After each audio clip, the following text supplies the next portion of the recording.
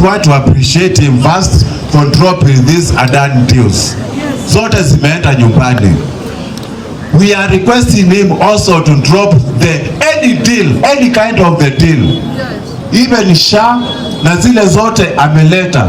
All the Adan deals must be dropped with immediate effect. Watu wamesaba sana. We don't want anyone who is corrupt in our country.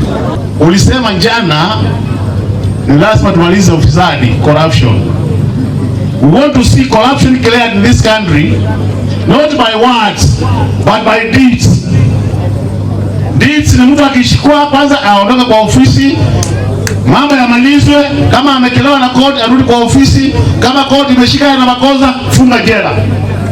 Wananchi tunakubaliana na nyinyi? The way to go is public-private partnerships. That's what other countries are using to develop their countries. But it must be done in a very transparent manner if you want to succeed.